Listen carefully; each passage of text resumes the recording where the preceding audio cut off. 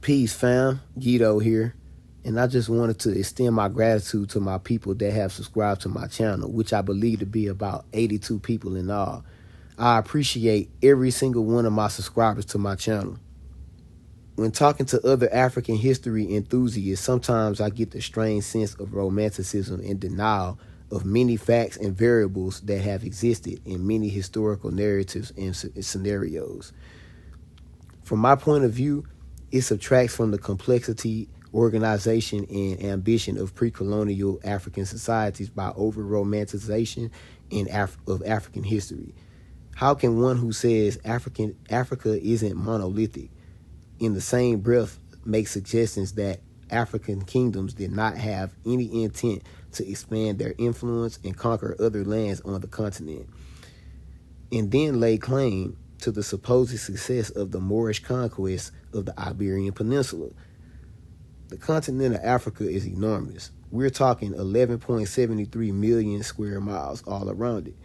If the North American continent has many different peoples with opposing interests, numerous state polities, and many different perspectives on laws, trade, lifestyle, etc., in the 21st century CE, what leads us to believe this population dynamic did not exist on the African continent, which is the cradle of mankind, right?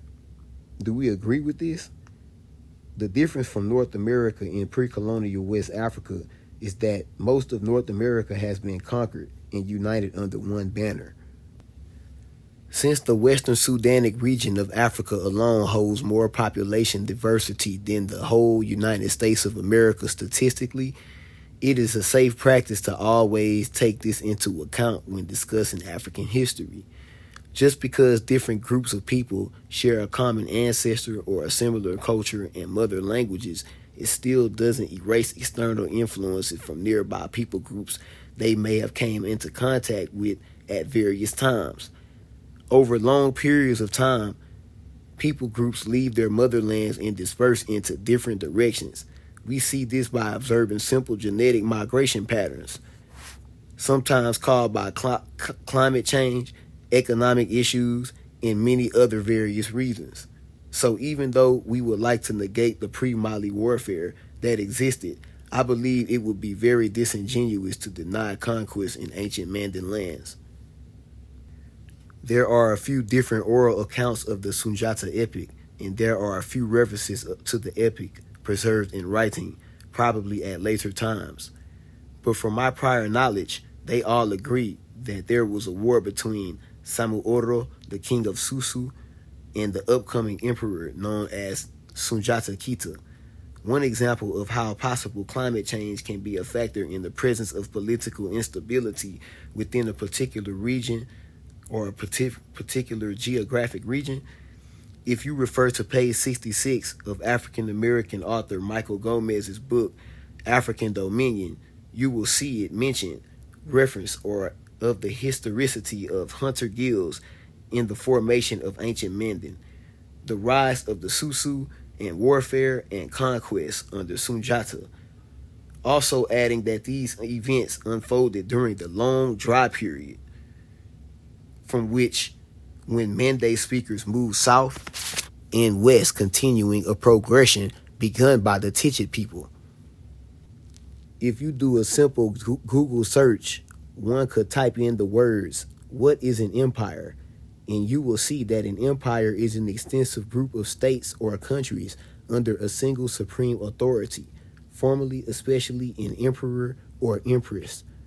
Another meaning is used as a large commercial organization owned or controlled by one person or a group.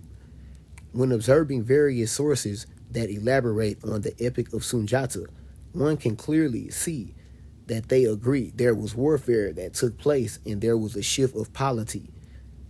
An excerpt from African Dominion says, after Sunjata's exile, he was beseeched to return and end Samauro's aggression. Sunjata acquired significant assistance along the way.